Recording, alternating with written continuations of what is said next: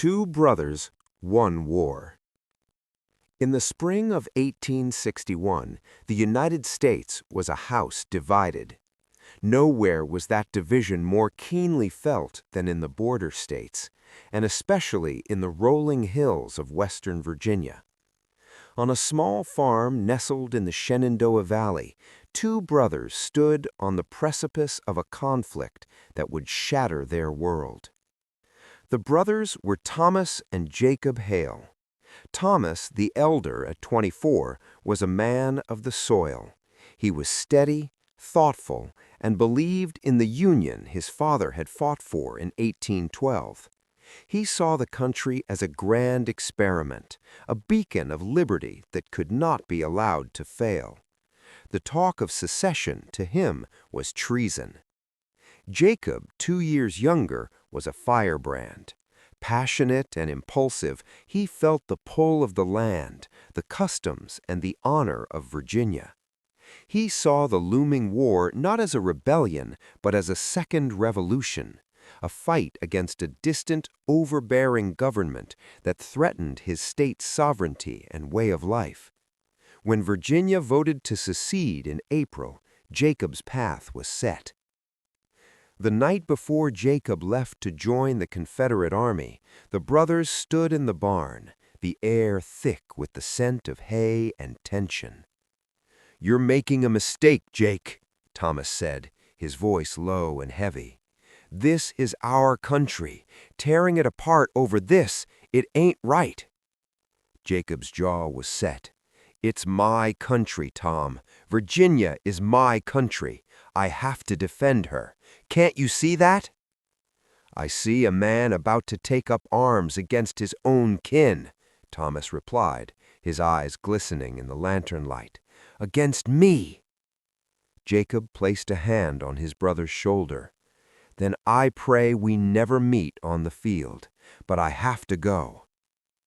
A week later, Thomas, his heart as heavy as a cannonball, rode into the nearest town and enlisted in the Union Army. He couldn't let his brother fight alone for what he believed was a lie. He would fight for the truth he knew. For 3 long, brutal years, the war raged. The brothers fought in different theaters, Thomas with the Army of the Potomac in the east, Jacob with the Army of Northern Virginia, following the legendary General Lee. They left a trail of blood from Manassas to Sharpsburg, from Fredericksburg to Chancellorsville. They heard rumors of each other through letters from their grieving mother, who prayed endlessly for both her boys. In the summer of 1863, their prayers were unanswered in the most horrific way. Lee's army invaded the North, marching into Pennsylvania. The Union Army rushed to meet them. The two great forces collided in the quiet town of Gettysburg. Thomas, now a grizzled sergeant, fought with the 83rd Pennsylvania Infantry. On the afternoon of July 2nd, his regiment was thrown into the chaos of the wheat field, a place that would soon become a butcher's pen. The fighting was savage, face to face. Men screamed, rifles cracked, and the air grew thick with sulfur smoke. Jacob, a lieutenant in a Georgia regiment, was part of the Confederate assault rolling through the same bloody field.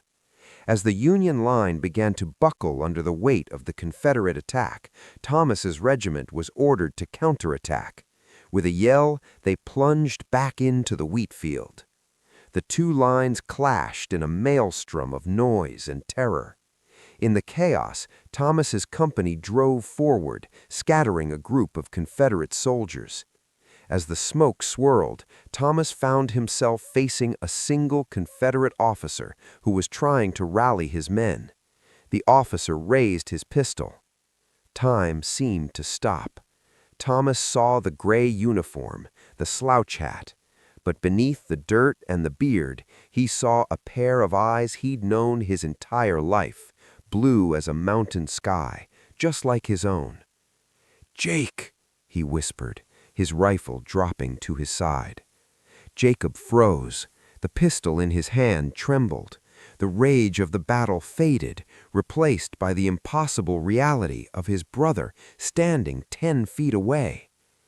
"Tom?" For a fleeting second, the war ceased to exist.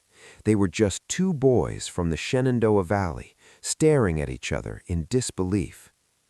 Then, a Union soldier, seeing the Confederate officer, rushed forward with his bayonet. Instinct took over. Thomas lunged, shoving his brother aside. The bayonet missed Jacob, but caught Thomas in the side.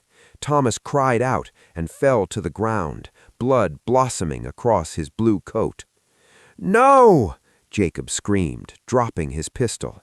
He knelt beside his brother as the battle swirled around them. He pressed his hands against the wound, trying to staunch the flow. "Tom! Tom, no! You fool! Why did you do that?" Thomas looked up, his face pale. A faint, pained smile crossed his lips. "Couldn't let him kill my little brother." Tears carved paths through the grime on Jacob's face. "I'm sorry. I'm so sorry. I never wanted this." "I know," Thomas whispered, his breathing becoming shallow. "Me neither. Just go home, Jake. When this is over, go home." A Union officer rode up, shouting for the men to fall back. He saw the Confederate kneeling over the wounded Union soldier and raised his saber. "Don't!" Jacob shouted, his voice raw. "He's my brother! For God's sake, he's my brother!" The officer hesitated for a moment, seeing the truth in the man's eyes.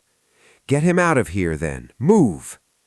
Jacob, with strength born of desperation, hoisted his brother over his shoulder and carried him off the field, out of the wheat field, away from the madness. He found a Union field hospital and laid Thomas on a stretcher. A surgeon took one look and shook his head. "He's lost too much blood. I'm sorry." Jacob held Thomas's hand as the life ebbed from him. Thomas's eyes fluttered open one last time. He squeezed his brother's hand. "Tell Ma I was thinking of her, of home." "I will, Tom, I will," Jacob sobbed. With a final rattling breath, Thomas Hale was gone. Killed not by an enemy, but by a man on his own side, in a war that had pitted brother against brother.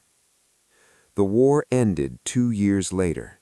Jacob Hale returned to the family farm in the Shenandoah Valley, a broken man. He laid his uniform aside and never spoke of the war again. He wore only plain civilian clothes. He worked the land as his brother had wanted to do, as if by doing so he could keep Thomas's memory alive. On the small hill behind the farmhouse, he planted a garden of flowers and placed 2 stones side by side, one for his father and one for Thomas, whose body was buried in a vast, unknown cemetery in Pennsylvania. He kept his promise. He went home. Every evening, Jacob would sit on the porch, looking out into the valley. He had fought for Virginia, but he had lost his brother to the Union. He had learned a lesson that no victory or defeat could teach, that some divisions are so deep they can never be truly mended, and that in war the greatest casualty is not a flag or a country, but the simple, unbreakable bond between 2 brothers.